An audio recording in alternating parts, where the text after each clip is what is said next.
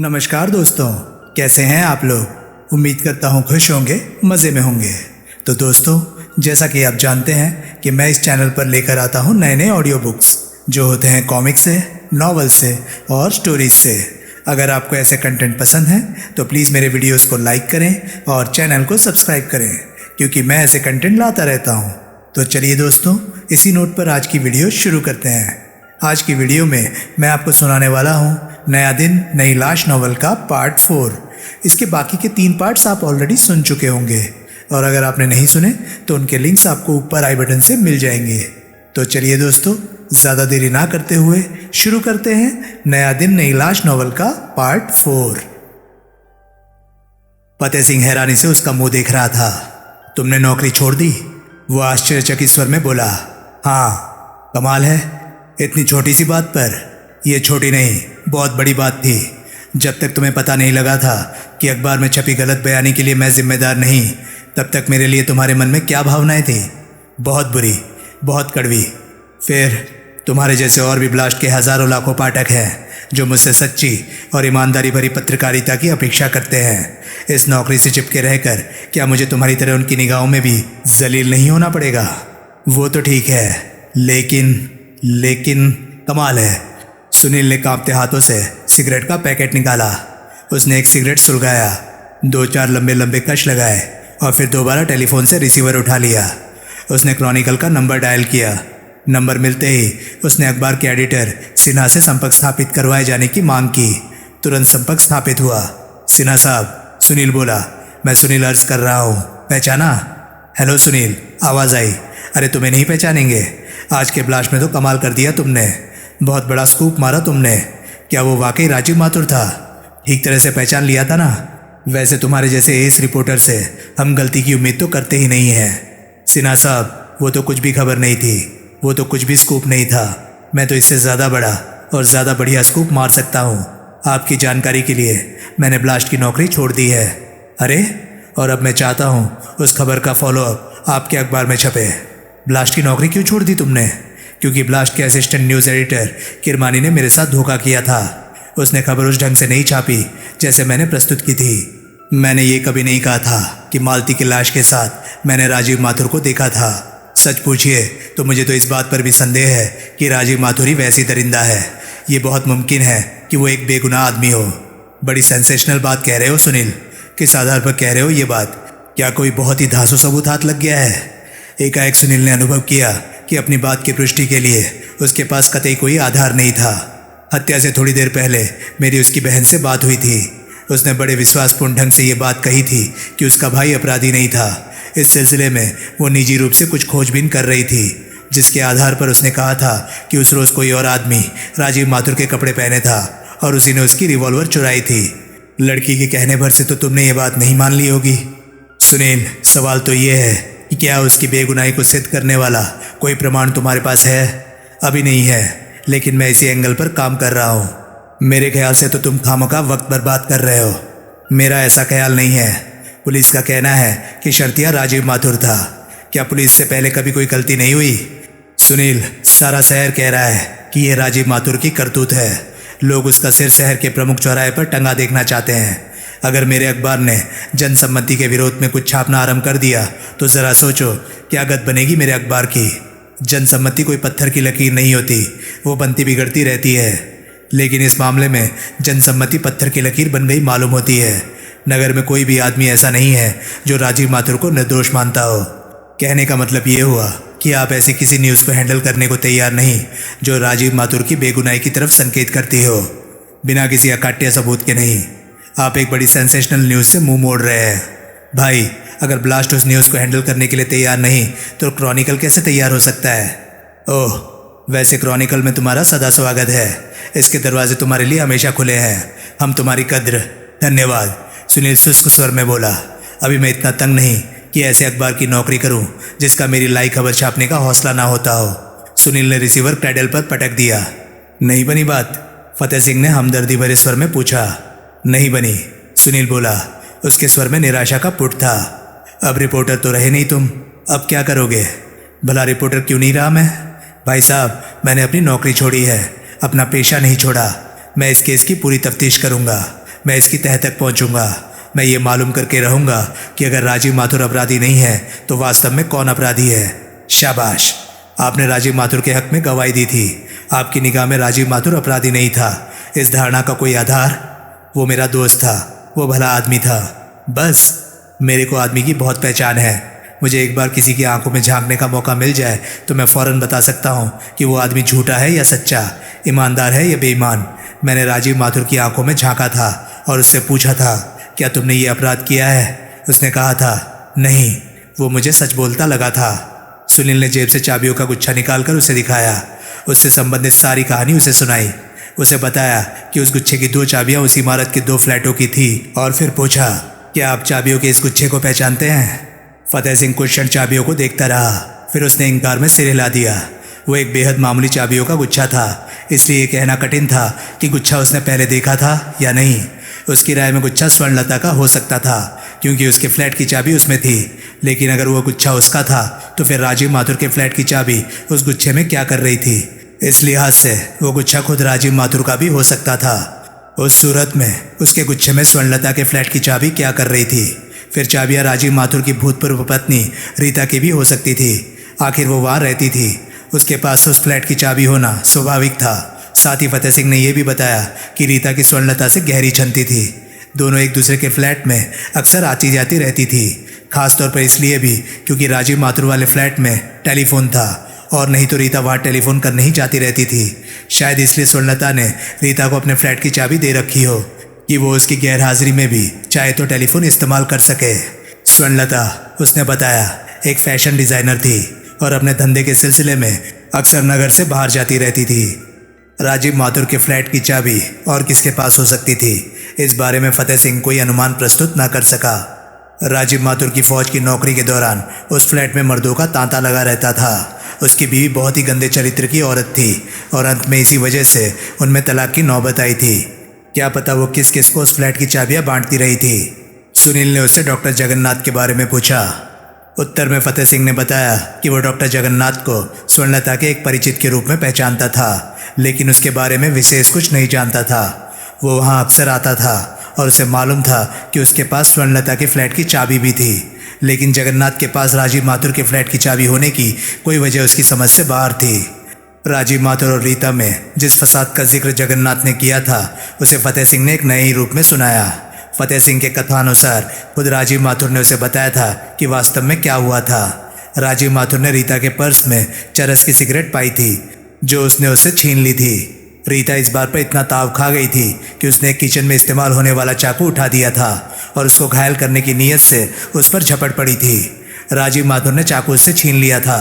इत्तेफाक से उसी क्षण स्वर्णलता ने फ्लैट में कदम रखा था और उसने राजीव माथुर को हाथ में चाकू लिए रीता से उलझे देख लिया था। स्वर्णलता कूदकर इस गलत नतीजे पर पहुंच गई थी कि राजीव माथुर अपनी पत्नी की हत्या करने की कोशिश कर रहा था। फतेह सिंह ने अदालत में अपने बयान में यही बात कही थी, लेकिन क्योंकि वो उस घटना का चश्मदीद गवाह नहीं था, इसलिए जज ने उसे सुनाई सुनाई बात कहकर उस पर गौर करने से इनकार कर दिया था। एक मोहन कुमार नामक गवाह भी तो राजीव माथुर के खिलाफ अदालत में पेश हुआ था। सुनील ने पूछा, आप उसके बारे में कुछ जानते हो? पहले वो भी तो इसी इमारत में रहता था।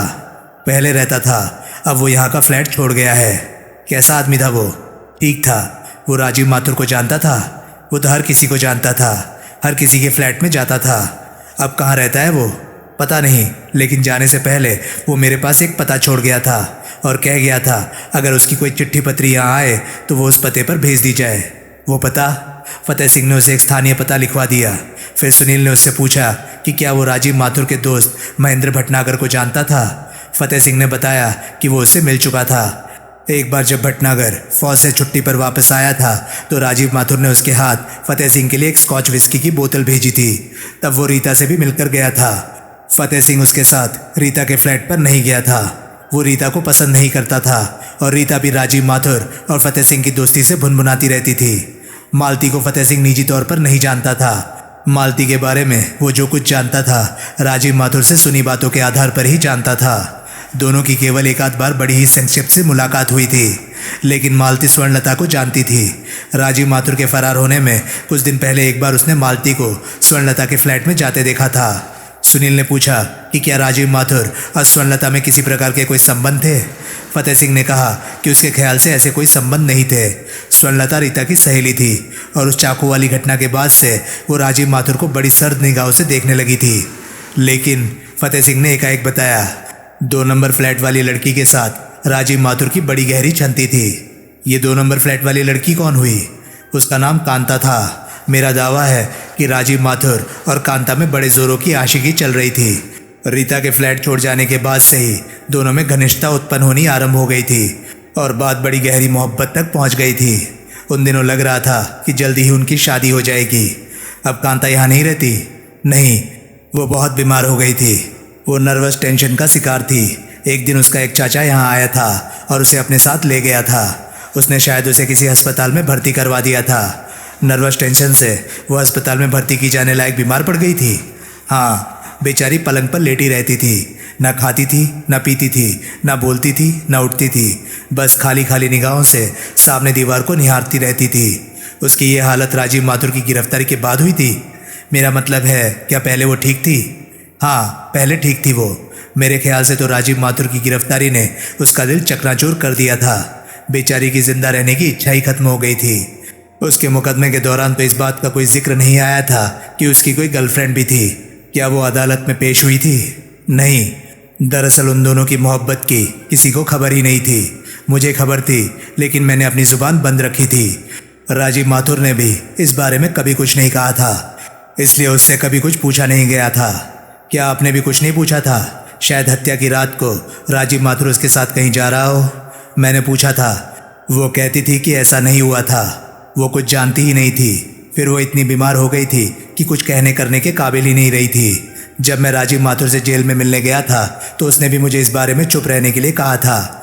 उसने मुझसे प्रार्थना की थी कि मैं कांता की खबर किसी को ना होने दूं, इसलिए मैंने उसके बारे में किसी को नहीं बताया था। लेकिन तुम्हें बता रहा हूँ क्योंकि तुम मुझे भले आदमी लग रहे हो और इस वक्त शायद दुनिया के ऐसे इकलौते आदमी हो जो राजीव माथुर की बेगुनाही पर विश्वास नहीं तो कम से कम विचार करने को तैयार है। कांता का चाचा कौन है? उसका नाम हीरालाल है। कोई बड़ा आदमी लगता था वो। पता 8 शंकर रोड। कोई और बात जो आप इस सिलसिले में महत्वपूर्ण समझते हो और मुझे बताना चाहते हो? फतेह सिंह कुछ क्षण सोचता रहा, फिर उसने इनकार में सिर हिला दिया। सुनील ने फतेह सिंह से एक कागज़ लेकर अपना इस्तीफा लिखा। फतेह सिंह से एक लिफाफा लेकर उसे उसमें बंद किया और वहाँ से बाहर निकल आया। बाहर सड़क पर उसे एक लेटर बॉक्स दिखाई दिया। उसने वो लिफाफा उसमें डाल दिया। कांता निश्चय ही उस केस में एक नई कड़ी थी। उसके बारे में ना पुलिस ने कोई तफ्तीश की थी और ना ही उसका नाम राय की उसे सौंपी लिस्ट में था। कांता अगर अभी भी अस्पताल में नहीं थी तो उसकी अपने चाचा के घर होने की पूरी संभावना थी। वो शंकर रोड पहुंचा। 8 नंबर इमारत एक पुराने ढंग की एक मंजिली कोठी थी जो 4 दीवारी से घिरी हुई थी और जिसके पिछवाड़े में एक विशाल लॉन था। सुनील ने कॉल बेल बजाई। एक नौकर लगने वाला व्यक्ति दरवाजे पर प्रकट हुआ। उसने प्रश्नसूचक नजरों से सुनील की तरफ देखा। कांता है? सुनील ने पूछा। जी नहीं, वे बाहर गई हुई हैं। आप अपना नाम बता जाइए। कोई अंदाज़ा है कि वो कब तक वापस आएगी? मुझे कोई अंदाज़ा नहीं। उसके चाचा जी हैं, वे भी इस वक्त घर पर नहीं हैं। वे कब आएंगे? मुझे मालूम नहीं साहब। बड़ा अच्छा है, सुनील व्यंग्यपूर्ण स्वर में बोला। ज़्यादा जानकारी रखने से खामखा दिमाग में उलझनें पैदा होती है। मुझे नहीं मालूम, बड़ा आसान जवाब है। जो कुछ भी पूछा जाए उसके जवाब में यही कहा करो, मुझे मालूम नहीं साहब। साहब, वो विरोधपूर्ण स्वर में बोला। सुनील घूमा और वहाँ से बाहर निकल गया। नौकर की उलझनपूर्ण निगाहें तब तक उसका पीछा करती रही जब तक वो निगाहों से ओझल ना हो गया। सुनील ने देखा वो कोने की इमारत थी। 4 दीवारी के साथ साथ चलता हुआ बगल की सड़क से घूमकर वो इमारत के पिछवाड़े पहुंच गया। वहां वो एक स्थान पर ठिठका। फिर उसने उचककर 4 दीवारी के भीतर झांका। भीतर उसे एक बहुत खूबसूरत लॉन दिखाई दिया जिसमें एक आराम कुर्सी पर बैठी एक खूबसूरत लड़की एक पत्रिका पढ़ रही थी। उसके बगल में एक पालने में एक छोटा सा बच्चा लेटा हुआ हाथ पांव पटक रहा था और किलकारियां मार रहा था। सुनील ने धीमे से सीटी बजाई। लड़की ने सिर उठाकर देखा। सुनील को देखकर उसके चेहरे पर कोई हैरानी का भाव नहीं आया। सुनील ने हाथ के इशारे से उसे पास बुलाया। वो अपने स्थान से उठी और दीवार के पास उसके सामने आ खड़ी हुई। तुम कांता हो? सुनील ने पूछा। हाँ, वो बोली। नौकर तो कह रहा था तुम घर पर नहीं हो। ये लोग हमेशा यही कहते हैं। मेरा नाम सुनील है। क्या मैं भीतर आकर तुमसे बात कर सकता हूँ? किस बारे में? राजीव माथुर के बारे में। लड़की ने व्याकुल भाव से इमारत की तरफ देखा और बोली, कोई तुम्हें यहाँ देख न ले। सुनील दीवार पर चढ़ गया और भीतर कूद गया। पास ही एक विशाल पेड़ था जिसके तने के पीछे ओट ले लेने से उसका ख्याल था वो इमारत में से नहीं देखा जा पाएगा। वो उस तने की ओट में हो गया। कांता भी उसके पास आ खड़ी हुई। मैं राजीव का दोस्त हूँ, सुनील बोला। मैं उसकी मदद करना चाहता हूँ। वो ठीक तो है? कांता ने पूछा। तुम्हें मालूम है वो कहाँ है? नहीं मालूम। क्या तुम्हें मालूम है कि जिस रात वो गिरफ्तार हुआ था उस रात गिरफ्तार होने से पहले वो कहाँ था? नहीं, मैं बहुत याद करने की कोशिश करती हूँ कि वो कहाँ था, लेकिन कुछ याद नहीं आता। यानी कि वो तुम्हारे साथ नहीं था? नहीं, उस रात तो मैं कहीं और थी, वो मेरे साथ नहीं था। मुझे नहीं पता वो कहाँ था। क्या उसे इस प्रकार याददाश्त खो जाने का दौरा अक्सर पड़ जाता था? अक्सर तो नहीं, लेकिन ऐसी कोई बीमारी थी तो सही उसे। वो मानसिक रूप से बेहद अव्यवस्थित रहता था, लेकिन उन दिनों तो उसकी हालत सुधर रही थी। तुम्हारे ख्याल से वो हत्यारा है? नहीं, कांता के स्वर में तिर विरोध का पुट था। वो हत्यारा नहीं है, वो हत्यारा हो ही नहीं सकता। मैं खूब जानती हूँ उसने कोई हत्या नहीं की। मैं इस बारे में कुछ करना चाहती थी, कुछ कहना चाहती थी, लेकिन कोई मुझे अपनी मनमानी करने ही नहीं देता था। तुम्हारा मतलब है तुम्हारे चाचा ने तुम पर कोई पाबंदी लगाई हुई थी? हाँ, एकाएक उसकी निगाह पालने में पड़े बच्चे की तरफ उठ गई। बात यह थी कि न जाने क्यों वो बोलते बोलते रुक गई। ये बच्चा तुम्हारा है? सुनील ने पूछा। हाँ, मेरा और राजीव का। उसका तलाक मुकम्मल हो जाने के बाद हम शादी करने वाले थे। तुम्हारी उसकी बहन से भी कोई बात हुई थी? हाँ, उसी ने मुझे राय दी थी कि मैं बच्चे की खातिर अपनी ज़ुबान बंद रखूं। उसने कहा था कि राजीव ऐसा चाहता था। फिर मैं बहुत बीमार हो गई, इतनी बीमार कि बच्चा भी हाथ से जाता जाता बचा। मैं 1 हफ्ता पहले ही अस्पताल से यहाँ लौटी हूँ। क्या तुम स्वर्णलता को? खबरदार! एक कर्कश आवाज़ आई। अपने हाथ सिर से ऊपर उठा लो। सुनील ने घूमकर आवाज़ की तरफ देखा। हाथ में रिवॉल्वर लिए अपने सामने खड़े जिस विशालकाय आदमी पर उसकी निगाह पड़ी वो उसे पहचानता था। उसका नाम डेविड था। वो यूनिवर्सल प्राइवेट डिटेक्टिव एजेंसी से संबंधित था। पता नहीं कब वो उनके सिर पर आ खड़ा हुआ था। फिर डेविड ने भी उसे पहचान लिया। तुम? उसके मुंह से निकला। हाँ, मैं ही, मेरा भूत नहीं। धंधा कैसा चल रहा है डेविड? ज़्यादा होशियार बनने की कोशिश मत करो, डेविड डपट कर बोला। आगे बढ़ो और मेरे साथ चलो और हाथ सिर से ऊपर उठा लो। नहीं उठाऊंगा तो क्या करोगे? मुझे गोली मार दोगे? सुनील, मार दो गोली, सुनील बोला।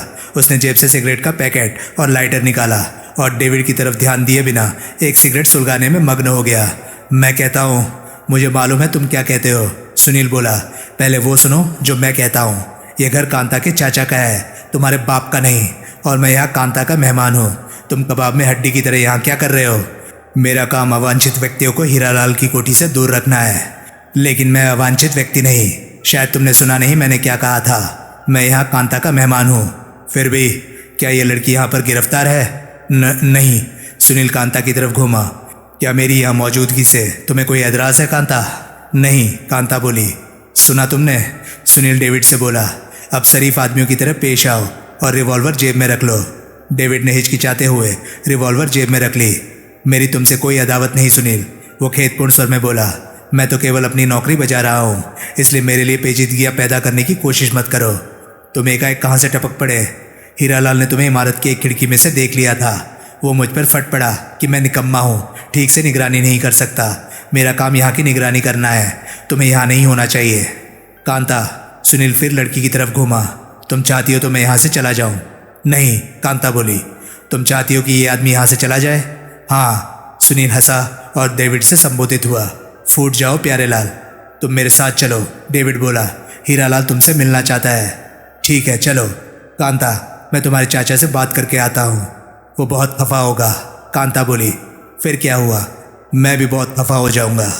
और फिर सुनील लड़की को वहीं खड़ा छोड़कर डेविड के साथ इमारत की तरफ बढ़ गया। तुमसे यहाँ की निगरानी क्यों करवाई जा रही है? रास्ते में सुनील ने पूछा। मालूम नहीं, डेविड बोला। शायद हीरालाल को खतरा है कि बच्चे का बाप बच्चे को अपने अधिकार में करने की कोशिश करेगा। वो पुलिस में रिपोर्ट क्यों नहीं करता? होगी कोई वजह। कई बार कई मामलों में लोग पुलिस का दखल नहीं चाहते। डेविड सुनील को इमारत के एक ऑफिस नुमा कमरे में ले आया। वहाँ एक विशाल मेज के पीछे एक बड़ा रोबदाब वाला आदमी बैठा था। सुनील को उसने यूं देखा जैसे किसी जेलर के सामने कोई कैदी पेश किया जा रहा हो। तुम जा सकते हो, वो डेविड से बोला। डेविड हड़बड़ाया और तुरंत कमरे से बाहर निकल गया। अपने पीछे वो दरवाज़ा बंद करता गया। इससे पहले कि मैं पुलिस को बुलाऊं, हीरालाल कठोर स्वर में बोला, मैं जानना चाहता हूँ कि तुम यूँ चोरों की तरह मेरी कोठी में क्यों घुसे। मैं एक प्रेस रिपोर्टर हूँ, सुनील बोला। ये मेरे सवाल का जवाब नहीं। प्रेस रिपोर्टर होने से तुम बिना इजाज़त लोगों के घरों में घुस आने के हकदार नहीं बन जाते। कांता से क्या बातें कर रहे थे तुम? क्या कांता यहाँ गिरफ्तार है? सवाल नहीं पैदा होता। तो फिर जब तक उसे कोई एतराज़ नहीं, मैं उससे कोई भी बात करूँ, इससे आपको क्या एतराज़ है? हीरालाल और नाराज़ लगने लगा। शायद तुम्हें मालूम नहीं कि मेरी भतीजी कितनी बीमार रही है, वो बोला। वो हाल ही में अस्पताल से वापस लौटी है। डॉक्टर का सख्त आदेश है कि फ़िलहाल काफ़ी अरसे तक उसे कतई डिस्टर्ब ना किया जाए। ऐसा क्या हो गया था जिसकी वजह से तुम्हारा कांता से बात करना ज़रूरी हो उठा था? संयोगवश मैं एक बात जान गया था। कौन सी बात? यही कि कांता और राजीव माथुर में क्या संबंध थे और उस बच्चे का क्या किस्सा है। हीरालाल के होंठ भीज गए, उसकी गर्दन की नसें तन गई। वो कठिन स्वर में बोला, कहीं तुम ये खबर अखबार में छापने का तो इरादा नहीं रखते? इरादा रख सकता हूँ, अभी से क्या कहा जा सकता है? आई सी। हीरालाल उसे गौर से देखता हुआ बोला, तुम शायद मुझसे पैसा ऐंठना चाहते हो। बहुत पैसा है आपके पास? सुनील ने धीरे से पूछा। तो फिर क्या चाहते हो? आपका सहयोग। किस बारे में? कोई वजह है जो मुझे ये सोचने पर मजबूर कर रही है कि शायद राजीव माथुर ने वे तमाम अपराध ना किए हों जो कि उसके सिर पर थोपे जा रहे हैं। मैं इसी बात की तह तक पहुंचने की कोशिश कर रहा हूं। क्यों? किस लिए? तुम्हें क्या? ये तो इंसानियत का तकाजा है। क्या आप चाहेंगे कि किसी आदमी को किसी ऐसे अपराध की सज़ा मिले जो कि उसने नहीं किया? तुम्हारे पास ऐसा कोई सबूत है जो राजीव माथुर को निर्दोष सिद्ध कर सकता है? नहीं, सुनील कठिन स्वर में बोला, फिलहाल नहीं। बिना किसी सबूत के इतना बड़ा दावा कर देना क्या मूर्खता नहीं? शायद है, लेकिन ये पहला मूर्खतापूर्ण काम नहीं जो मैंने अपनी ज़िंदगी में किया है। कमाल है, आप राजीव माथुर को खूब जानते थे। अपनी भतीजे के माध्यम से 2-4 बार मेरी उससे मुलाकात हुई थी। मुझे वो आदमी जचा नहीं था, इसलिए आपको कांता से उसकी दोस्ती पसंद नहीं थी। करेक्ट, कांता के माँ बाप नहीं है, मैं उसका सरपरस्त हूँ। इस लिहाज से क्या मेरा ये फ़र्ज़ नहीं बनता कि मैं उसे कोई गलत कदम उठाने से रोकता? क्या उसके एक पागल के साथ गठजोड़ से मेरा एतराज़ करना स्वाभाविक नहीं था? तुम्हारी अपनी कोई बहन बेटी होती तो क्या तुम पसंद करते कि वो किसी पागल से संबंध रखती? लेकिन राजीव माथुर पागल नहीं था। फौज की नौकरी का उसके दिमाग पर कोई बुरा असर हो गया था, जिसकी वजह से कभी कभार किन्हीं विशेष स्थितियों में वो अपना मानसिक संतुलन खो बैठता था। लेकिन वो पागल हरगिज़ नहीं था। पुलिस ने उसे पागल ठहरा दिया था जब वो फरार हुआ था। उस वक्त वो विश्वनगर के पागल खाने में ही भर्ती कराने के लिए ले जाया जा रहा था। गलती किसी से भी हो सकती है। क्या सारी दुनिया से ही गलती हो सकती है?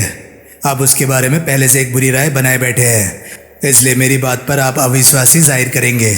बहरहाल वो आदमी आपको पसंद नहीं था और मेरे मन में उस आदमी के लिए कोई हमदर्दी नहीं है। साफ कहता हूँ। आपकी भतीजी की तो ऐसे ख्याल नहीं है।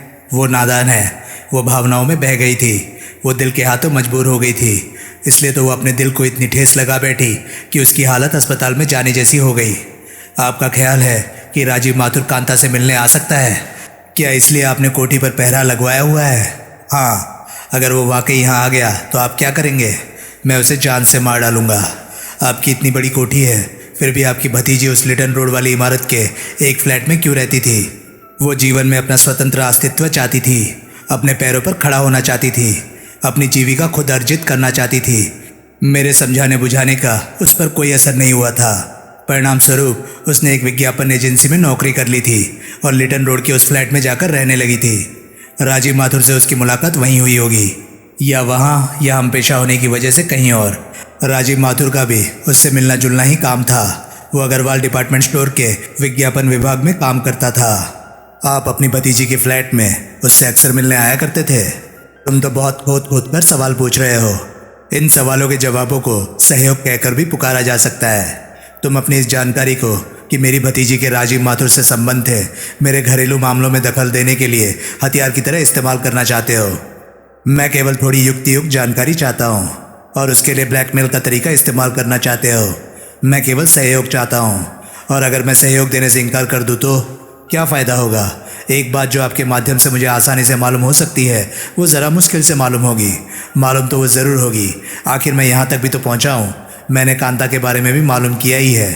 हीरालाल कुछ क्षण सोचता रहा और फिर असहाय भाव से बोला, हाँ, कभी कभार मैं कांता से मिलने उसके फ्लैट पर जाया करता था। आप उस इमारत में रहने वाले और लोगों को भी जानते थे? मैं वहाँ राजीव माथुर से मिला था, बस। हाँ, आप धंधा क्या करते हैं मिस्टर हीरालाल? मैं प्रॉपर्टी डीलर हूँ। वो लीडर रोड वाली इमारत कहीं आप ही की तो नहीं? नहीं। या शायद आप उसके एजेंट हो? हीरालाल चुप रहा। आपने मेरी बात का जवाब नहीं दिया। भाई, इससे क्या फ़र्क पड़ता है कि वो इमारत किसकी है और उसका एजेंट कौन है? कोई फ़र्क नहीं पड़ता, इसलिए तो पूछ रहा हूँ। हाँ, मैं उस इमारत का एजेंट हूँ। आपने ऐसा सीधे ही क्यों नहीं कह दिया? क्योंकि मुझे तुम्हारा यूं वकीलों की तरह मुझसे जिरह करना पसंद नहीं। और अच्छा ठहरो, मैं जानता हूँ तुम्हें क्या चाहिए। उसने मेज की दराज में से एक मोटी चेक बुक निकाली, एक चेक लिखा, उस पर अपने हस्ताक्षर घसीटे और उसे सुनील की ओर उछाल दिया। ये लो, और भगवान के लिए अपनी ये जासूसी बंद करो। क्या अब मैं तुमसे उम्मीद करूं कि तुम कांता का नाम अखबार में नहीं घसीटोगे? ये बात जनता पर प्रकट नहीं होने दोगे कि उसका उस वैसी दरिंदे से कोई रिश्ता था? सुनील ने उत्तर नहीं दिया। उसने चेक उठा लिया। उसने देखा हीरालाल ने उसमें 20,000 की रकम भरी थी। बहुत छोटी सेवा की आप बहुत बड़ी कीमत अदा कर रहे हैं, सुनील बोला। Never mind that, keep it. मेरी ताजी ताजी नौकरी छुट्टी है, सोच रहा हूँ। अब ज़्यादा लालच में ना पड़ो, इससे ज़्यादा मैं एक पैसा नहीं दूंगा। सुनील ने अपना सिगरेट का पैकेट और लाइटर निकाला और बोला, आप सिगरेट पीते हैं? नहीं, हीरालाल बोला। सुनील ने एक सिगरेट सुलगाया। लाइटर बुझाने से पहले उसने उसकी लौ चेक के किनारे से छुआई और जलता हुआ चेक हीरालाल के सामने मेज पर डाल दिया। हीरालाल ने हड़बड़ाकर अपनी कुर्सी परे घसीट ली। वो हैरानी से सुनील की ओर देखने लगा। मैं फिर आऊँगा, सुनील सर्द स्वर में बोला, और अगली बार अपेक्षाकृत अधिक सहयोग की उम्मीद लेकर आऊँगा। उम्मीद करता हूँ कि अगली बार आपके नौकर से मुझे ये नहीं सुनना पड़ेगा कि आप या आपकी भतीजी घर पर नहीं है। देखो, हीरालाल असहाय भाव से बोला, तुम खामखा ऐसे मामले में अपनी टांग अड़ा रहे हो। तुम्हारी ये हरकत बहुत लोगों के लिए, खुद तुम्हारे लिए भी मुसीबत बन सकती है। जो बात खत्म हो चुकी है उसे खत्म ही रहने दो। गड़े मुर्दे उखाड़ने से कोई फ़ायदा नहीं। देर सवेर पुलिस राजीव माथुर को पकड़ ही लेगी और फिर कहानी खत्म हो जाएगी। मेरी भतीजी अपनी नादानियों की पहले भी सज़ा भुगत चुकी है। अब राजीव माथुर से उसके संबंधों का ढोल पीट कर तुम उसके जीवन को और नर्क क्यों बना देना चाहते हो? ये बात तो अब राजीव माथुर को अपराधी समझकर कह रहे हैं। अगर वो निर्दोष हो तो ये एक बेहद वाहियात ख्याल है। ठीक है, आप अपना ख्याल अपने पास रखिए, मैं अपना ख्याल अपने पास रखता हूँ। देखते हैं आगे क्या होता है। लेकिन आपसे मिलकर बहुत खुशी हुई। अब बंदे को इजाज़त दीजिए। हीरालाल अपने स्थान से उठा। आप तकलीफ मत फरमाइए, सुनील बोला, मुझे बाहर का रास्ता आता है। लेकिन हीरालाल उसे कमरे या कोठी से बाहर तक नहीं, सड़क तक छोड़ने आया। शायद उसे भय था कि कहीं वो फिर कांता के पास ना पहुंच जाए। देखो, विदा होने से पहले हीरालाल भर्राए स्वर में बोला, मैं कांता की खातिर तुमसे प्रार्थना कर रहा हूँ कि कोई ऐसा कदम ना उठाना जो उसकी तौहीन और बदनामी का कारण बने। मैं ख्याल रखूँगा, सुनील औपचारिक स्वर में बोला। और जब अगली बार आओ तो मुख्य द्वार से भीतर आना, पिछवाड़े की दीवार फांद कर नहीं। ओके। कांता के अतिरिक्त मोहन कुमार ही ऐसा आदमी था जो राजीव माथुर की गिरफ्तारी के बाद अपना लिटन रोड वाला फ्लैट छोड़ गया था। फतेह सिंह ने उसे उसका नया पता बताया था। वो पता धर्मपुरे की एक गली का था। सुनील वहां पहुंचा। वो एक पुराना धुराना मकान था जिसको ढेर सारी मरम्मत और रंग रोगन से बेहतर सूरत देने की कोशिश की गई थी। सौभाग्यवश मोहन कुमार घर पर था। वो एक अधेड़ आयु का व्यक्ति था और एक छड़ी का सहारा लेकर चल रहा था। मेरा नाम सुनील है, सुनील ने अपना परिचय दिया। मैं प्रेस रिपोर्टर हूँ। आइए साहब, वो सहज स्वर में बोला। आप भी आइए। यानी कि और भी आ चुके हैं? सुनील विनोदपूर्ण स्वर में बोला। जी हाँ, कहीं। सुनील उसके पीछे भीतर दाखिल हुआ। टकने में मोच आ गई है, लंगड़ा कर चलते हुए मोहन कुमार ने खुद ही बताया। गली के बच्चे बड़े दुष्ट हैं। एक तो गली संकरी, ऊपर से उसे पता नहीं क्या क्या अल्लम गल्लम फैलाए रहते हैं। कहीं क्रिकेट का बैट पड़ा था, मेरा पाँव उससे उलझा और मैं धड़ाम से नीचे गिरा। भगवान का शुक्र है कि पाँव में मोच ही आई, टांग नहीं टूटी। ओह, सुनील सहानुभूतिपूर्ण स्वर में बोला। मोहन कुमार ने उसे एक बहुत ही खूबसूरत ड्राइंग रूम में बिठाया। मैंने अदालत में राजीव माथुर के खिलाफ गवाही दी थी, वो बोला। हर प्रेस रिपोर्टर मुझसे यही जानना चाहता था कि क्या मुझे डर नहीं लग रहा कि राजीव माथुर यहाँ आएगा और मेरा गला काट देगा। तुम भी यही जानना चाहते हो ना? आप इस बात से कोई खास चिंतित तो नहीं दिखाई देते, सुनील बोला। चिंता करना मेरी आदत में शुमार नहीं। बड़ी अच्छी बात है। महापुरुषों ने भी कहा है, चिंता चिता से बढ़कर है, घुन के समान लग जाती है। मोहन कुमार बोला और उसने जोर का अट्ठास किया। सुनील भी हंसा।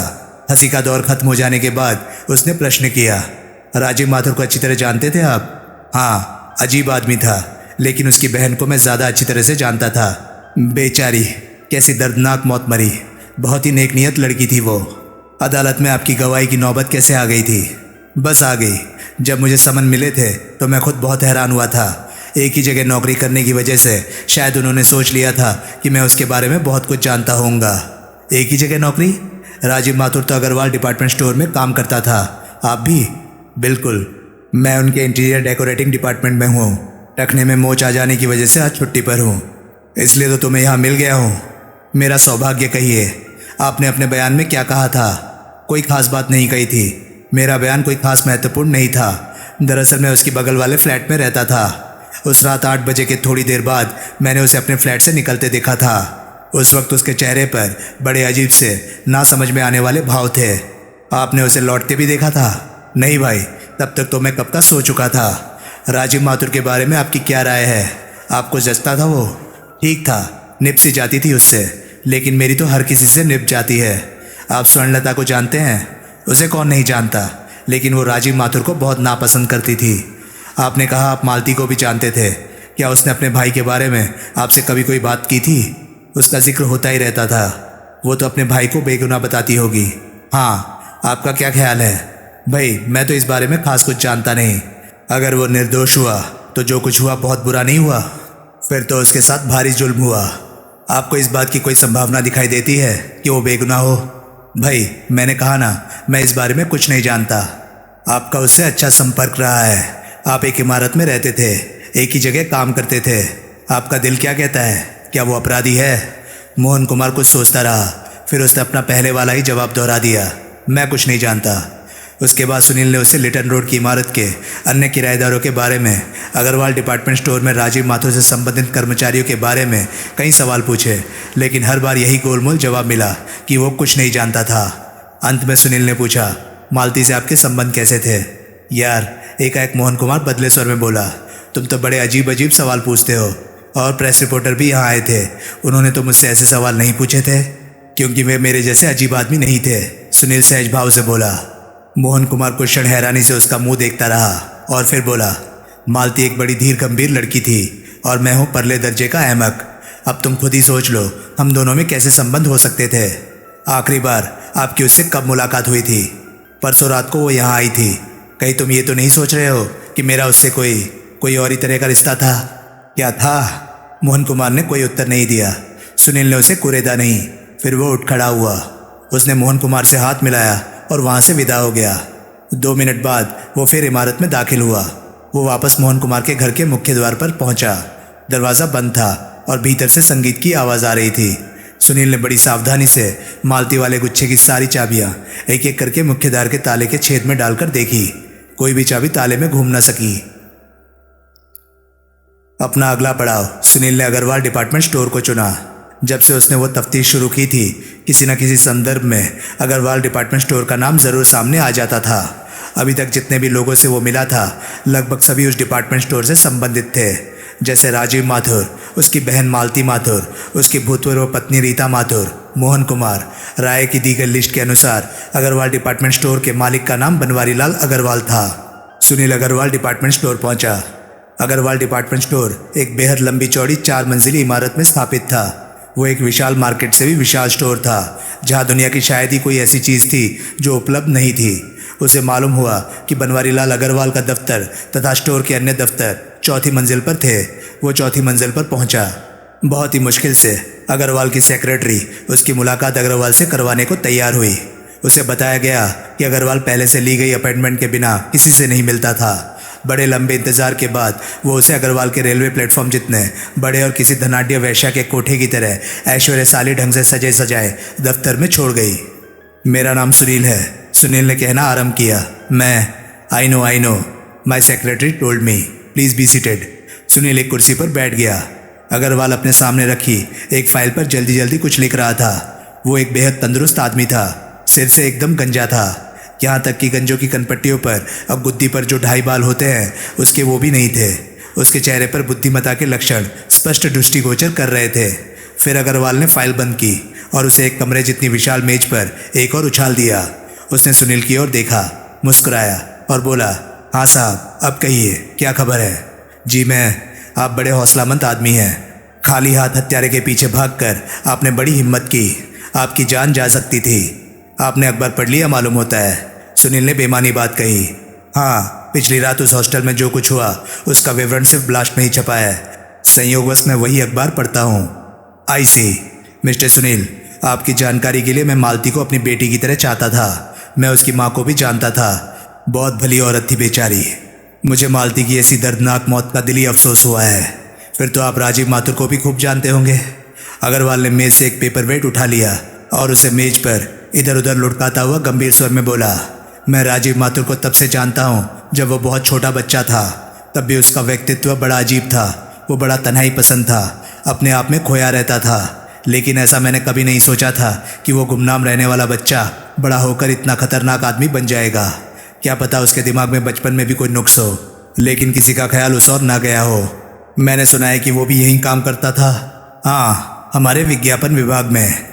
अपने काम में बड़ी काबिलियत दिखाता था। बहुत होशियार, बहुत समझदार नौजवान था। बाद में पता नहीं फौज की नौकरी ने उसका दिमाग हिला दिया या कोई बचपन का नुक्स नुमाया होकर सामने आ गया। मालती भी यही काम करती थी। हाँ, हालांकि मैं चाहता नहीं था कि वो नौकरी करे। दोनों भाई बहन इस मामले में बड़े अभिमानी थे।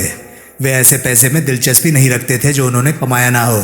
यही वजह थी कि न मालती ने न राजीव ने कभी भी मेरी कोई माली मदद कबूल की हो। पिछली रात मालती डिनर पर आपके यहाँ मौजूद थी। हाँ, मेरी लड़की सरला उसे ज़बरदस्ती लेकर आई थी। हमने उसे बहुत कहा था कि वो रात वहीं पर रह जाए, लेकिन वो मानी नहीं थी। मान जाती तो आज वो जिंदा होती। वो आपको भी कहती थी कि राजीव बेगुनाह है। हाँ, अपने भाई से बड़ा लगाव था उसे। दुनिया की कोई ताकत उसे राजीव के गुनाह का विश्वास नहीं दिला सकती थी। अपने भाई को बेगुनाह समझने की उसने कभी कोई वजह भी बताई थी? बताती तो वो बहुत कुछ थी, लेकिन वो सब कुछ मुझे उसकी कल्पना की उड़ान ही लगती थी। उसको सांत्वना देने के लिए हम कहते रहते थे कि शायद कहीं गलती हो गई हो, लेकिन दिल से हम कभी उसकी बातों से आश्वस्त नहीं थे। तभी दरवाज़ा खुला और बेल बॉटम जीन्स और हाई नेक का पुलोवर पहने उसी लड़की ने भीतर कदम रखा जिसे सुनील ने पार्क स्ट्रीट के हॉस्टल में मालती के साथ देखा था। वो मेज के समीप जाकर खड़ी हो गई। ये मेरी लड़की सरला है, अग्रवाल ने बताया। और सरला, ये मिस्टर सुनील है, ब्लास्ट के कॉरेस्पॉन्डेंट है। मालती की हत्या के संदर्भ में आज सुबह इन्हीं के अखबार में पढ़ा था। सरला ने बड़े गौर से सुनील को देखा। फिर उसके होंठों पर एक क्षीण सी मुस्कुराहट उभरी और वो बोली, हेलो देयर। सुनील मुस्कुराया, मुंह से वो कुछ न बोला। मैंने आपको पहले कहीं देखा है, वो बोली।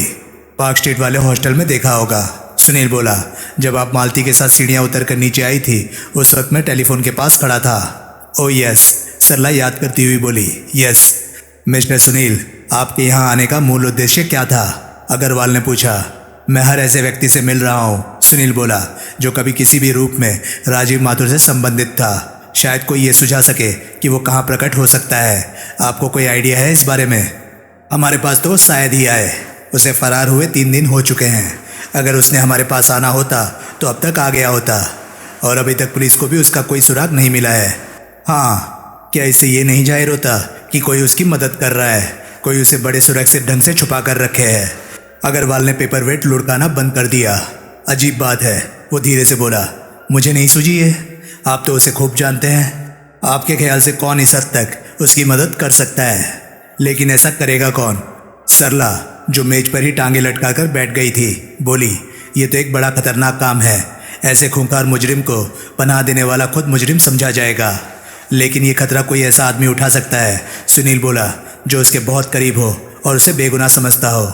लेकिन उसे कोई बेगुनाह कैसे समझ सकता है? अग्रवाल बोला। उसकी बहन भी तो समझती ही थी, सुनील बोला। वो इसलिए समझती थी क्योंकि वो उसकी बहन थी। लेकिन पिछली रात अपनी बहन की जो गत उसने बनाई है उसको ध्यान में रखते हुए दुनिया में कौन ऐसा शख्स होगा जो उसे बेगुनाह मानेगा? मैं हूँ, सुनील धीरे से बोला। दोनों बाप बेटी हैरानी से उसका मुंह देखने लगे। तुम उसे बेगुनाह मानते हो? अग्रवाल ने पूछा। मैं इस संभावना पर विचार कर सकता हूँ। मालती से सुनी बातों ने मेरे मन में संदेह का बीजारोपण किया है। क्या पता वो बेचारी सच ही कहती रही हो। मैं आपके पास इस उम्मीद से आया था कि शायद आप मुझे कोई संकेत दे पाए कि अगर राजीव हत्यारा नहीं है तो हत्यारा कौन हो सकता है। लेकिन राजीव हत्यारा है, हर बात उसकी तरफ संकेत करती है। अखबार में छपी तुम्हारी अपनी रिपोर्ट। तभी दरवाज़ा खुला और कीमती सूट पहने एक नौजवान भीतर दाखिल हुआ। उसके हाथ में कुछ कागजात थे। उसने सुनील पर उड़ती निगाह डाली और फिर बोला, oh I am sorry sir, I don't know you were engaged. Come in, Agarwal बोला। युवक भीतर आ गया। हेलो, वो सरला से बोला। हेलो नवीन, सरला बोली। सुनील ने देखा कि नवीन के आगमन पर सरला के चेहरे पर लाली दौड़ गई थी। बैठो, अग्रवाल बोला। नवीन एक कुर्सी पर बैठ गया और बोला, ये कागजात। अभी ठहरो, अग्रवाल बोला। फिर वह सुनील की तरफ आकर्षित हुआ। अगर ये बात मुमकिन हो सकती है कि शायद राजीव निर्दोष हो तो इस पर तो बड़ी बारीकी से काम होना चाहिए। तुम्हारी इस धारणा का आधार क्या है? सुनील हिचकिचाया। वो सोचने लगा कि वो अग्रवाल को चाबियों के बारे में बताए या ना बताए। अंत में उसने ना बताने का ही फैसला किया। क्या पता चाबियों की बात सुनकर अग्रवाल उन्हें पुलिस को सौंपी जाने की जिद करने लगे। मुझे मालती की इस बात पर विश्वास है, सुनील बोला। हे भगवान, अग्रवाल बोला। अरे भाई, मालती की बात तो हम सैकड़ों बार सुन चुके हैं, लेकिन वो एक बहन के मुंह से अपने भाई के हक में निकली बात ही है और कुछ नहीं। वो कोरी भावुकता है, होपफुल थिंकिंग है कि शायद ऐसा ना हो, उसमें कोई दम नहीं। नवीन धीरे से खांसा और बोला, किस्सा क्या है? ओह मिस्टर सुनील, अग्रवाल बोला। ये हमारे विज्ञापन मैनेजर नवीन गुप्ता है और नवीन ये ब्लास्ट के कॉरेस्पॉन्डेंट मिस्टर सुनील है। मैंने पेपर में आपके बारे में पढ़ा था, नवीन बोला और उसने सुनील से हाथ मिलाया। मिस्टर सुनील का ख्याल है कि राजीव निर्दोष है, अग्रवाल बोला। नवीन के चेहरे पर ऐसे भाव आए जैसे उसने भारी मजाक की बात सुन ली हो। मैंने ये नहीं कहा कि वो निर्दोष है, सुनील गंभीर स्वर में बोला। मैंने कहा कि शायद वो निर्दोष है, लेकिन ऐसा कहने का कोई आधार तो हो, अग्रवाल बोला। देखो बरखुदार, राजीव निर्दोष हो इससे अच्छी बात तो कोई हो ही नहीं सकती, लेकिन इसकी संभावना नहीं के बराबर है। मालती की बातों से प्रभावित होकर मैंने प्राइवेट जासूसों से केस के हर पहलू की बड़ी बारीकी से तफ्तीश करवाई थी, लेकिन हर बात राजीव के गुनाह की ओर ही उंगली उठाती दिखाई देती थी। इस बात में कुछ नहीं रखा मेरे भाई। मैंने मालती को भी समझाया था, तुम्हें भी समझा रहा हूँ। मालती ने इन्हें भी अपनी यही धारणा बताई मालूम होती है कि, नवीन उपहासपूर्ण स्वर में बोला। कोई और राजीव का सूट पहने था और किसी और ने उसकी रिवॉल्वर चुरा कर इस्तेमाल की थी। हाँ, अग्रवाल बोला। पिछली रात मालती की हत्या से पहले इनकी मालती से बात हुई थी। मालती सपने देख रही थी, नवीन बोला। वो हकीकत को झुटलाने की कोशिश कर रही थी। सुनील चुप रहा। राजीव मेरे डिपार्टमेंट में था, नवीन बोला। वो मेरे नीचे काम करता था, बहुत ही काबिल आदमी था वो। विज्ञापन के धंधे में उसकी सूझबूझ बहुत लाजवाब थी। वो बेगुनाह निकल आए तो मुझे तो बहुत ही खुशी होगी। उसके मुकाबले की काबिलियत का आदमी मुझे आज तक नहीं मिला है। सुनील चुप रहा। चुप रहना ही श्रेयस्कर था। वो जानता था उसकी बात में दम नहीं था। नवीन उठ खड़ा हुआ। उसने कागजात अग्रवाल के सामने रख दिए और बोला, इन्हें देख लीजिएगा। फिर वो सरला की ओर घूमा। कल के लिए मैं शर्मिंदा हूँ। मैं तुम्हें क्लब से वापस घर नहीं ला सका था, मेरे कुछ दोस्त मिल गए थे। नेवर माइंड, सरला बोली। टैक्सी मिल गई थी मुझे भी इजाज़त दीजिए, सुनील उठता हुआ बोला। ओके, अग्रवाल उसकी तरफ हाथ बढ़ाता हुआ बोला। कभी हमारी किसी मदद की ज़रूरत पड़े तो बेहिचक यहाँ पहुँच जाना, मैं सेक्रेटरी से कह दूंगा। ज़रूर, सुनील हाथ मिलाता हुआ बोला। धन्यवाद। उसने नवीन से भी हाथ मिलाया। सरला तुम्हें बाहर तक छोड़ आती है, अग्रवाल बोला। नेवर माइंड, आई। लेकिन सरला तुरंत मेज से उतरी। आओ, वो बोली। सुनील झिझकता हुआ उसके साथ चल दिया। दरवाजे से बाहर निकलने से पहले सुनील ने एक बार घूमकर देखा। नवीन बड़ी संदिग्ध निगाहों से उसकी ओर देख रहा था। आंखें चार होते ही उसने गर्दन घुमा ली। सुनील सरला के साथ लिफ्टों के पास पहुंचा। थैंक यू, सुनील बोला। आगे का रास्ता मुझे मालूम है। अरे चलो तो, सरला बोली। लिफ्ट पर सवार होकर दोनों ग्राउंड फ्लोर पर पहुंचे। वहाँ एक कॉफ़ी हाउस था। सरला सुनील को वहाँ ले गई। वे एक कोने की मेज पर बैठ गए। सरला के संकेत पर एक वेटर फौरन उन्हें कॉफ़ी सर्व कर गया। अब बाकी बात बताओ, सरला बोली। बाकी बात? सुनील हैरानी से उसका मुंह देखता हुआ बोला। निश्चय ही मालती के कहने भर से तुमने ये सोच नहीं लिया होगा कि राजीव निर्दोष है। शायद ऐसा ही हुआ हो। ये नहीं हो सकता। ऐसी असाधारण बात सोचने के लिए भी इसके पीछे कोई ठोस वजह होनी चाहिए। शायद मुझे यही वजह बड़ी ठोस लगी हो कि राजीव की बहन ऐसा कह रही थी। मैं नहीं मानती। उसने ज़रूर तुम्हें कुछ और बताया था। कैसे जाना? मैं मालती को खूब अच्छी तरह से जानती हूँ। कल रात वो हमारे यहाँ थी। उसने खुद मुझे बताया था कि उसके पास कोई सबूत था। कैसा सबूत? ये उसने नहीं बताया था, लेकिन कल रात वो हर हाल में अपने हॉस्टल में वापस जाना चाहती थी। उसकी भी ज़रूर कोई वजह थी। तुम्हें मालती की इस धारणा में कोई दम नहीं लगता कि शायद राजीव निर्दोष हो? नहीं, सबूत के बिना नहीं, लेकिन सारे सिलसिले में तुम्हारा दखल देखकर मैं कुछ और ही सोचने लगी हूँ। मैंने तुम्हें देखा कभी नहीं था, लेकिन ब्लास्ट में छपने वाले तुम्हारे कारनामों की वजह से तुम्हें खूब जानती हूँ। तुम खामखा किसी ओपन एंड शट केस में यूँ दखल अंदाजी नहीं करने वाले। तुम्हें मालती के माध्यम से या किसी और माध्यम से कोई सबूत हासिल हुआ है। सुनील चुप रहा। अगर कोई ऐसी बात है तो तुम्हें मुझे बतानी चाहिए। मालती मेरी बहन की तरह थी। उसके हत्यारे को सख्त से सख्त सजा मिले, ये मेरी दिली तमन्ना है। इस संदर्भ में अगर मैं कोई योगदान कर सकूं तो मुझे खुशी होगी। सुनील सोचने लगा, क्या वो उसे चाबियां दिखाए? क्या पता वो शक्ल से ही उस गुच्छे को पहचान ले। लेकिन अंत में सुनील ने यही फैसला किया कि पहली मुलाकात में किसी का पूरा भरोसा कर लेना ठीक नहीं था। अभी माहौल था तेल देखने का और तेल की धार देखने का। देखो, वो बोला, राजीव की बेगुनाही का कोई विश्वसनीय सबूत अगर मेरे पास होता तो या तो अभी तक मैं उसे लेकर सीधा पुलिस के पास पहुंच चुका होता और या उसके बारे में अखबार में छपवा चुका होता। लेकिन हकीकत में ऐसा कुछ नहीं है, सिवाय इसके कि मुझे मालती की बातें बड़ी संजीदगी भरी लगी थी। बस यही वजह है जो मैं इस केस में कुछ हाथ पांव मारने की कोशिश कर रहा हूँ। सरला बड़े गौर से उसकी तरफ देखती रही।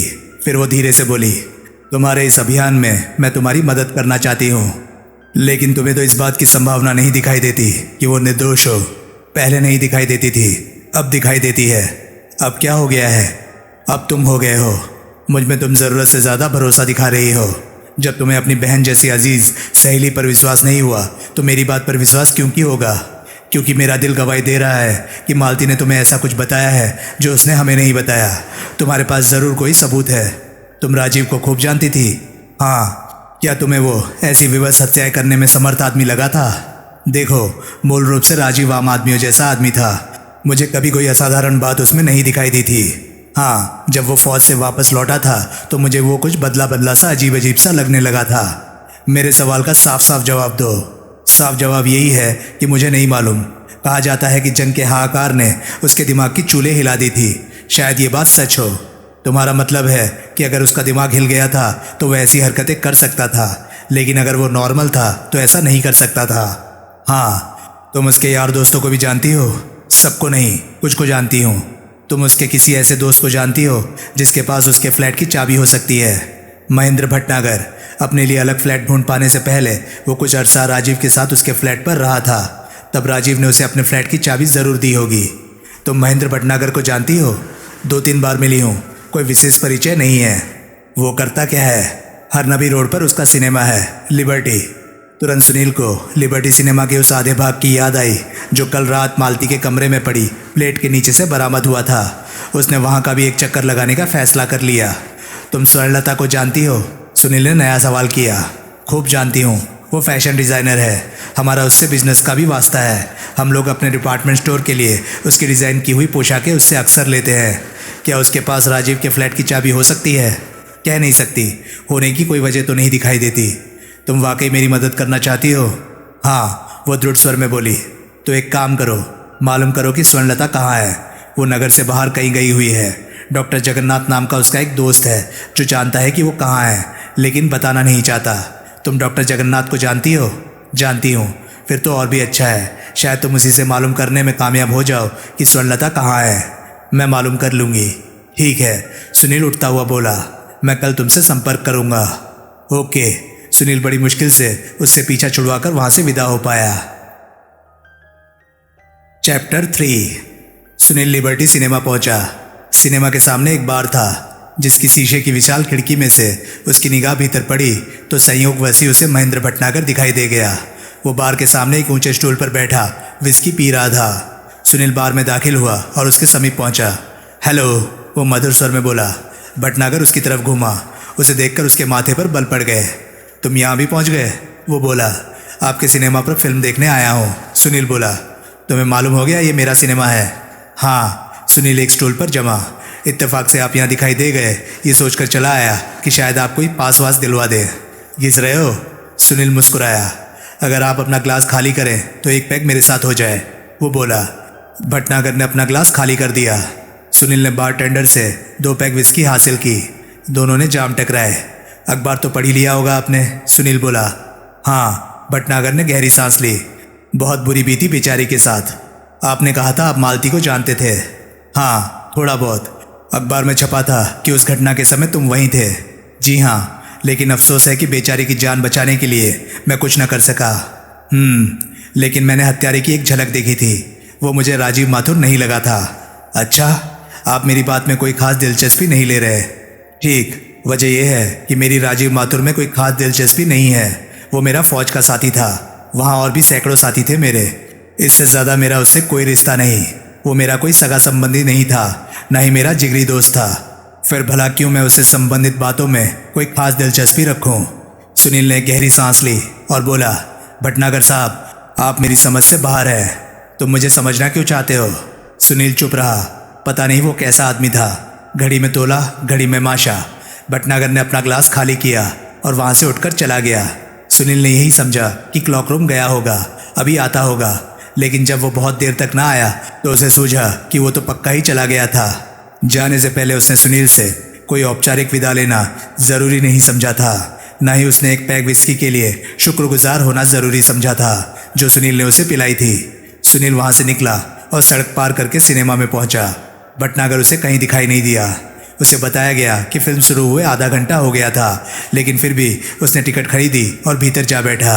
भीतर स्क्रीन पर गब्बर सिंह अपने आदमियों पर लाल पीला हो रहा था। सुनील पहले से देखी फिल्म में दिल लगाने की कोशिश करता रहा। कोई आधे घंटे बाद वो बोर होकर उठा और बाहर आ गया। उसने एक सिगरेट सुलगा लिया और उसके कश लगाने लगा।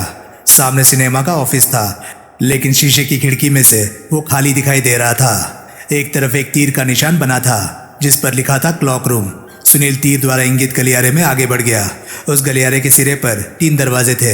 एक पर लेडीज लिखा था, दूसरे पर जेंट्स लिखा था, तीसरे पर कुछ नहीं लिखा था, लेकिन उस पर एक भारी ताला लटक रहा था। सुनील ने मालती वाली चाबियों का गुच्छा निकालकर एक एक चाबी को ताले में लगाकर देखा। कोई चाबी उस ताले में नहीं लगी। तभी गलियारे में एक लड़की ने कदम रखा। उसके हाथ में एक बड़ा सा लिफाफा था। सुनील को याद आया कि उसने उसे बुकिंग विंडो पर बैठे देखा था और उसी से सुनील ने टिकट खरीदा था। वो उसी तरफ आ रही थी। सुनील जेंट्स क्लॉक रूम में घुस गया। थोड़ी देर बाद जब वो बाहर निकला तो गलियारा खाली था। उसकी निगाह फिर तीसरे दरवाजे पर पड़ी। उस पर से ताला गायब था और दरवाज़ा थोड़ा सा खुला हुआ था। लड़की ज़रूर उस कमरे के भीतर गई थी। सुनील ने दरवाज़ा खोलकर भीतर झांकने का फैसला किया। पकड़े जाने पर वो कह सकता था उसने गलती से उसे क्लॉक रूम का दरवाज़ा समझ लिया था। सिर्फ एक दरवाज़ा खोल देने पर कोई उसे फांसी पर थोड़ी चढ़ा देता। उसने दरवाजे को धक्का देकर खोला। सामने उसे बेसमेंट की तरफ उतरती सीढ़ियाँ दिखाई दी। नीचे एक बल्ब जल रहा था जिसकी रोशनी आधी सीढ़ियों तक पहुँच रही थी। सुनील कुछ क्षण हिचकिचाता रहा, फिर दबे पाँव सीढ़ियाँ उतरने लगा। पकड़े जाने पर वो नशे में होने का अभिनय कर सकता था और कह सकता था कि वो भूल से उधर आ गया था। वो नीचे पहुंचा। बेसमेंट बहुत बड़ी थी और उसमें टूटी कुर्सियों से लेकर फिल्म रखने वाले टीन के डिब्बों और ट्रंकों तक दुनिया भर का कबाड़ भरा हुआ था। एक तरफ एक गलियारा था जिसमें चलता हुआ वो बेसमेंट के आखिरी कोने में पहुंच गया। वहाँ एक दरवाज़ा था जो थोड़ा खुला हुआ था और जिसमें से भीतर की रोशनी बाहर निकल रही थी। ठीक है, एक मर्दाना आवाज़ सुनाई दी। कोई फ़र्क नहीं पड़ता, ये अखबार का इवनिंग एडिशन है, इसमें नया तो कुछ छपा नहीं दिखाई देता, फिर भी ले आई हूँ। तभी सुनील को अपने पीछे पच्चाप सुनाई दिया। वो घबरा गया। कोई उधर ही आ रहा था। उसने व्याकुल भाव से चारों ओर निगाह दौड़ाई। कहीं कोई छुपने लायक जगह नहीं थी। दहशत के उस आलम में सुनील ने अपने सामने का दरवाज़ा खोला और झोंक में भीतर घुस गया। वहाँ एक आदमी एक चारपाई पर बैठा था। उसके सामने एक पेटी पर कुछ पूरियाँ और एक कुल्हड़ में छोले पड़े थे। सुनील उसे तुरंत पहचान गया। वो राजीव माथुर था। लड़की उससे थोड़ी दूर एक लकड़ी के पेटी पर बैठी थी। उसे देखते ही दोनों उछलकर खड़े हो गए। तभी कमरे में महेंद्र भटनागर दाखिल हुआ। सुनील पर निगाह पड़ते ही जैसे उसे सांप सूंघ गया। वो मुंह बाएं हक्का बक्का सा उसे देखता रहा। लड़की भय से कांपने लगी थी। राजीव माथुर के हाथ का निवाला हाथ में और मुंह का निवाला मुंह में ही रह गया। फिर एकाएक भटनागर लड़की पर फट पड़ा। मैंने तुम्हें कहा था दरवाज़ा खुला छोड़कर नीचे कभी ना आना। लड़की के मुंह से बोल न फूटा। मुझसे डरने की कोई बात नहीं है, सुनील बोला। ये कौन है? राजीव माथुर ने पूछा। अखबार का रिपोर्टर है, भटनागर ने बताया। बहुत गुरु आदमी हो भटनागर साहब, सुनील प्रशंसात्मक स्वर में बोला। कमाल का अभिनय करते हो। मैं तो सपने में भी नहीं सोच सकता था कि इसे तुमने शरण दी होगी। राजीव ने मुंह का निवाला निगल लिया और हाथ का निवाला पेटी पर रख दिया। मैंने पहले ही कहा था कि मुझे यहाँ नहीं आना चाहिए था, वो बड़बड़ाया। डरो मत, सुनील बोला। मुझे अपना दोस्त समझो, दुश्मन नहीं। मैं तुम्हारा राज नहीं खोलूंगा और ये बात मैं आपसे भी कह रहा हूँ भटनागर साहब। भटनागर ने कुछ कहने के लिए मुंह खोला और होंठ भींच लिए। कल मैं तुम्हारी बहन से मिला था। सुनील राजीव की तरफ घूमा। बहुत भली लड़की थी वो। उसकी बातों से मुझे लगभग विश्वास हो गया था कि तुम अपराधी नहीं हो। सच पूछो तो मैं तो यही जानने की कोशिश में लगा हुआ हूँ कि वास्तविक अपराधी कौन है। क्या कहा था मेरी बहन ने? राजीव ने धीरे से पूछा। सुनील ने धीरे धीरे पिछली रात मालती से हुआ सारा वार्तालाप दोहरा दिया। मुझे ये सच बोलते लगे हैं, लड़की बोली। अच्छा, भटनागर बोला। ये मेरी बहन कमला है, इसे झूठ सच की पहचान का बड़ा तजुर्बा है। अगर ये कहती है तुम सच बोल रहे हो तो तुम ज़रूर सच बोल रहे हो। सुनील चुप रहा। राजीव ने फौज में कई बार मेरी जान बचाई थी, ये ना होता तो आज मैं जिंदा ना होता। भटनागर सफाई सी देता हुआ बोला। इस संकट की घड़ी में उसकी मदद करने का मेरा फर्ज बनता था। ये यहाँ पहुँचा कैसे? एक्सीडेंट के बाद ये किसी प्रकार एक ऐसी जगह पहुँच गया था जहाँ से कि ये मुझे फ़ोन कर सकता था। फिर मैं इसे वहाँ जाकर अपने साथ ले आया था। तब से ये यहीं है, लेकिन अब मैं यहाँ नहीं रहूँगा। राजीव कातर स्वर में बोला। मैं तुम्हारे लिए मुसीबत का बायस नहीं बनना चाहता। मूर्खों जैसी बात मत करो, भटनागर ने बड़े प्यार से उसे डांटा। मालती को मालूम था कि ये यहाँ रह रहा है? सुनील ने पूछा। हाँ, भटनागर बोला। वो एक दो बार यहाँ इससे मिलने भी आई थी। किसी और को भी मालूम है? ना।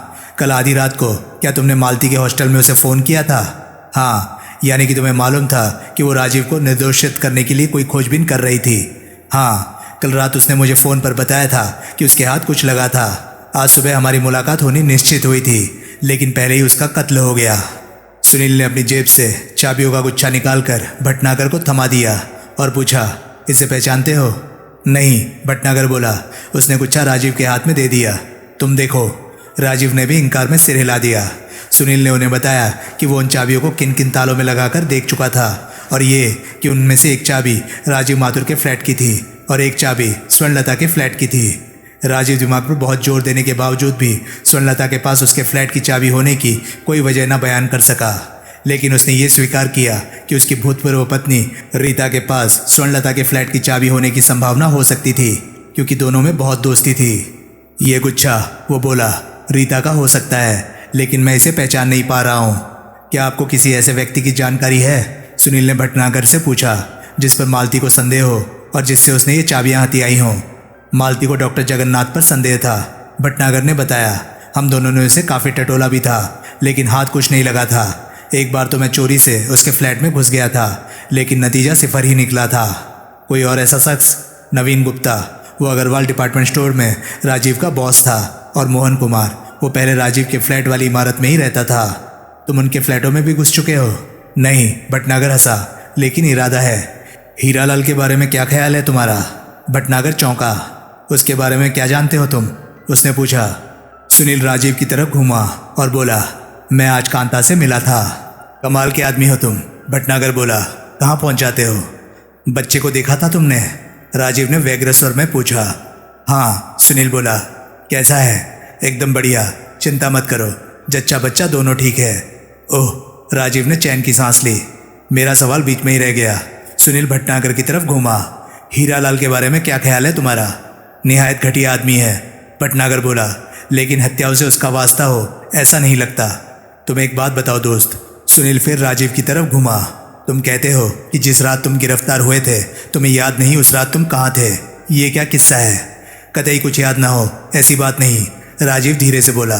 उस रोज अग्रवाल डिपार्टमेंट स्टोर की वर्षगांठ थी। रात को बहुत तगड़े समारोह का आयोजन था, जिसमें सारे डिपार्टमेंट हेड शामिल हुए थे। शराब के दौर भी चले थे। 2-3 पैक मैंने भी पी लिए थे। मेरा ख्याल था उतने से मुझे कुछ नहीं होगा, लेकिन असल में मुझे बहुत नशा हो गया था। फिर स्टोर के मालिक अग्रवाल साहब मुझे कार पर घर छोड़ गए थे। अपने फ्लैट पर पहुंचकर मेरे और भी छक्के छूट गए थे। पता नहीं कैसा नशा था उस शराब का। अग्रवाल साहब तुम्हें तुम्हारे फ्लैट तक पहुंचा कर गए थे? नहीं, वे तो मुझे इमारत के दरवाजे के सामने कार से उतार गए थे। ये कितने बजे की बात थी? पार्टी शाम को ही शुरू हो गई थी। मेरे ख्याल में 7:30 बजे वे मुझे मेरे फ्लैट पर छोड़ कर गए थे।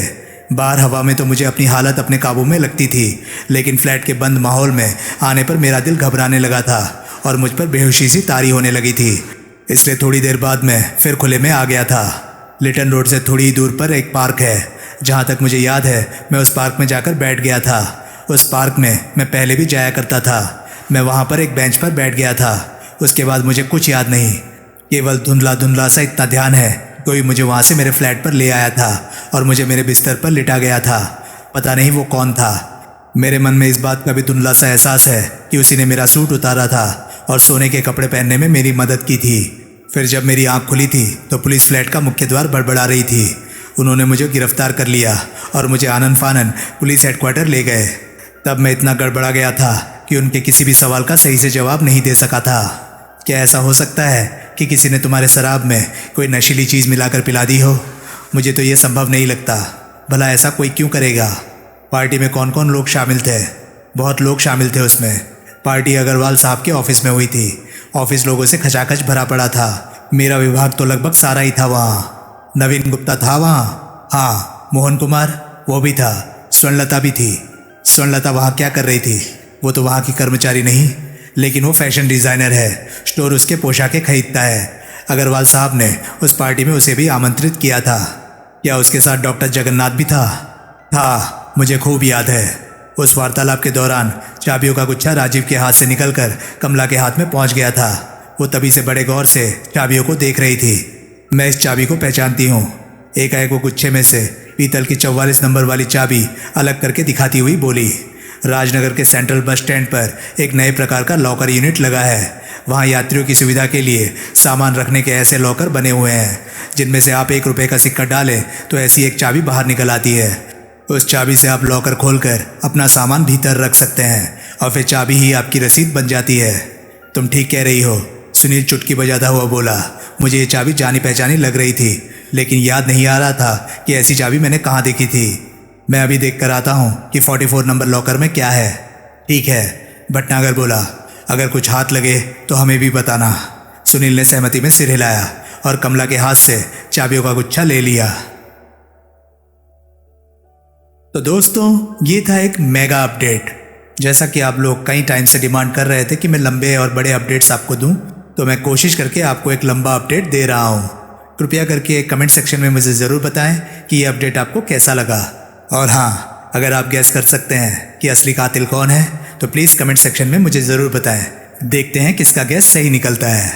तो चलिए दोस्तों, मैं मिलता हूँ अब आपसे अगली वीडियो में। तब तक के लिए नमस्कार, गुड बाय। सेफ रहिए, खुश रहिए, मज़े करिए।